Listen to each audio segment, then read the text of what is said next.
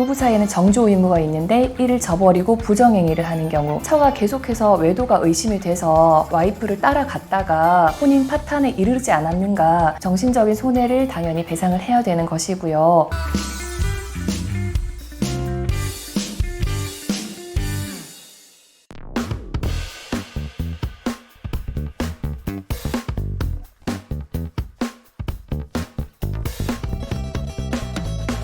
상간자를 상대로 한 손해배상 청구 소송을 진행을 해보면 첫 번째로 이야기하는 것이 주로 뭐 그런 사실이 없다, 아니면은 법률상 배우자가 있는 사람인지 몰랐다, 유부남인지 몰랐다, 이런 이야기를 많이 하고요. 그다음에 두 번째로 이야기하는 것이 이미 그 부부관계는 혼인 파탄에 이르지 않았는가, 나 때문에 부부 사이에 혼인이 파탄된 것이 아니라 이미 혼인 파탄이 되어 있었다, 이런 이야기를 굉장히 많이 하세요. 그런데 기본적으로 단순히 별거를 하고 있었다거나 관계가 조금 다툼이 많아서 소원했다거나 이런 점 가지고는 혼인이 파탄되었다고 보지는 않습니다.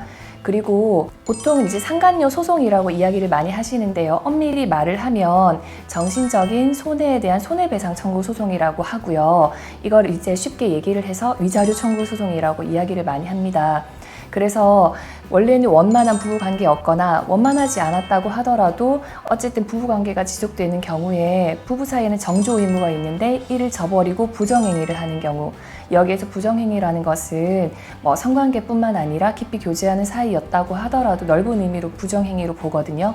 그래서 부정행위가 있는 이제 상대방에 대해서는 손해배상 청구 소송, 그러니까 위자료 청구를 충분히 할 수 있습니다.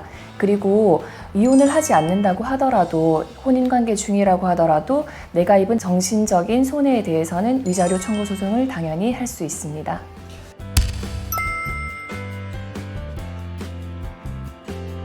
사실 여기에 관해서는 굉장히 문제 제기를 하시는 분들이 굉장히 많이 있습니다. 예를 들어서 불법적인 흥신소를 사용을 해서 사람 뒤를 밟았다, 미행을 했다, 그러니까 이거는 불법한 증거 아니냐라고 이야기하는 경우가 생각보다 소송에서 많이 있습니다.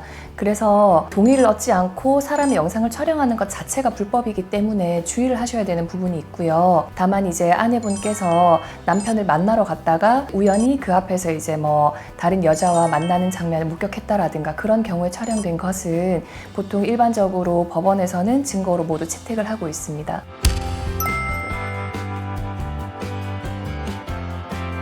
안 그래도 일전에 진행했던 사건 중에는 와이프가 남편의 직장에 찾아갔다가 남편이 차를 몰고 집으로 오지 않고 다른 쪽으로 가는 것을 발견을 하고 따라갔습니다. 갔는데 알고 보니까 상간녀의 집에 계속해서 드나드는 장면을 직접 목격을 하셨거든요. 그래서 그에 관련된 동영상을 제출하신 경우가 있고, 또 다른 분 같은 경우에는 당사자분이 남자분이셨는데 처가 계속해서 외도가 의심이 돼서 몰래 이제 와이프를 따라갔다가 다른 남자랑 어깨 동무를 하고 걸어가는 장면을 목격을 하셨어요. 그래서 이 장면을 촬영해서 증거로 제출을 하셨는데요. 실제로 이 점에 관해서는 법원에서 모두 증거로 채택을 해서 위자료 청구를 인용을 하는 결정을 하셨습니다.